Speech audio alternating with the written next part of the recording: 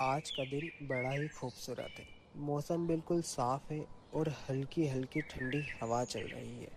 इस हवा से पेड़ इधर उधर झूल रहे हैं, जैसे किसी मधुर संगीत पर नाच रहे हो। इसी बीच एक सुंदर सी लड़की सड़क के किनारे खड़ी थी। उसका लाल दुपट्टा हवा में बार बार उड़कर उसके चेहरे को छू जाता और उसके घने बाल उसके मासूम चेहरे पर आकर रुक जाते। वो अपने कोमल हाथों से उन बालों को पीछे करती और दूसरे हाथ से अपने पर्स को संभालते हुए किसी ऑटो को रुकने का इशारा करती। उसे आज कहीं वक्त से पहले पहुंचना था, क्योंकि आज उसका इंटरव्यू था। उसका नाम शीरा था। शीरा हल्की सी घबराहट के साथ अपने आप से बोली, हे भगवान, आज तो टाइम पर पहुंचना ही होगा। पिछला इंटरव्यू तो लेट होने की वजह से छूट ही गया था।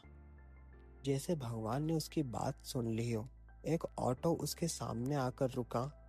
शीरा ने जल्दी से ऑटो का दरवाजा खोला, अंदर बैठती और वहां से चली गई।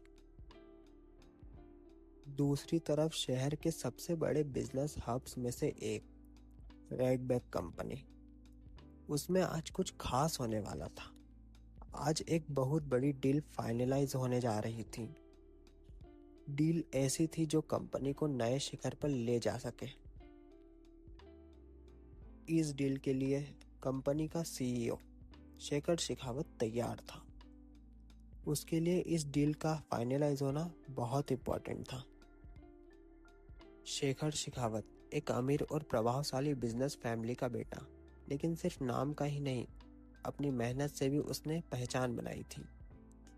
इतनी कम उम्र में ही वो कंपनी का सीईओ बन चुका था और उसकी लीडरशिप में रेडबैक तेजी से ग्रो कर रही थी।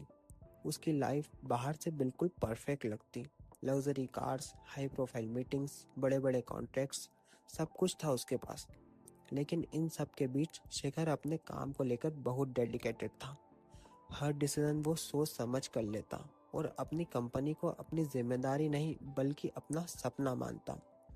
और सबसे खास बात थी उसकी परिवार के लिए उसके दिल में बहुत गहरा प्यार था। चाहे कितना भी बिजी क्यों ना हो, फैमिली के लिए हमेशा वक्त निकाल ही लेता था। पर आज का दिन उसके लिए बहुत इम्पोर्टेंट था। एक तरफ उसकी लाइफ की सबसे बड़ी डील होने जा रही थी और आज कंपनी में इंटरव्यूअर्स भी आ रहे थे, जिनका इंटरव्यू शेखर की मॉम लेने वाली थी।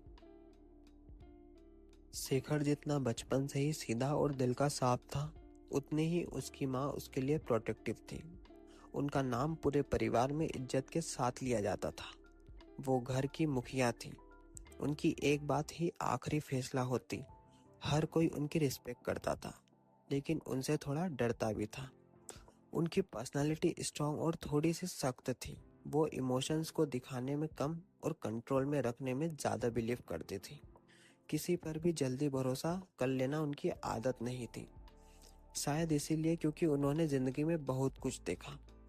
शेखर के लिए उनका प्यार बहुत गहरा था, लेकिन वो प्यार अक्सर स्ट्रिक्ट रूल्स और डिसिप्लिन के रूप में दिखाई देता था। उनके लिए फैमिली की रेपुटेशन सबसे ऊपर थी। इसी बीच पीछे से एक आवाज आती, अंतरा।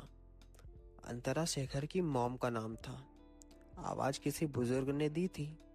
वो बुजुर्ग और कोई नहीं, अंतरा के ससुर हैं। उनका नाम सुरेंद्र शेखावत है। वो शेखर की मॉम से पूछते, अंतरा, क्या आज की मीटिंग और इंटरव्यू की सारी तैयारियां हो गई? अंतरा ने हल्की सी मुस्कान के साथ जवाब दिया, जी ससुर जी, सारी तैयारियां हो गई हैं। शेखर भी मीटिंग के लिए बिल्कुल रेडी है। बुजुर्ग दादू ने अपनी गहरी नजरों से उसे देखा, जैसे हर बात को समझ रहे हों।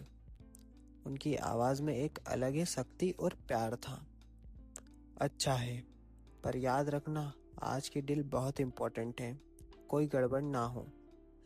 अंतरा ने हल्के से सर झुकाया, जी मैं समझ रही हूँ। तभी सीढ़ियों से नीचे उतरता हुआ शेखर नजर आया। ब्लैक सूट में कॉन्फिडेंट और हमेशा की तरह काम। उसकी एंट्री से ही माहौल बदल गया। गुड मॉर्निंग दादू, शेखर ने रिस्पेक्ट के साथ कहा। दादू ने देखा और थोड़ी देर चुप रहकर बोले, गुड मॉर्निंग शेखर, क्या तुम मीटिंग के लिए रेडी हो? शेखर के चेहरे पर एक हल्का सा कॉन्फिडेंट स्माइल आई। हाँ दादू, मैं रेडी हूँ। अंतरा उन दोनों को देख रही थी। एक तरफ अनुभव और परंपरा, तो दूसरी तरफ नई सोच और जुनून। आज का दिन सच में बहुत खास है।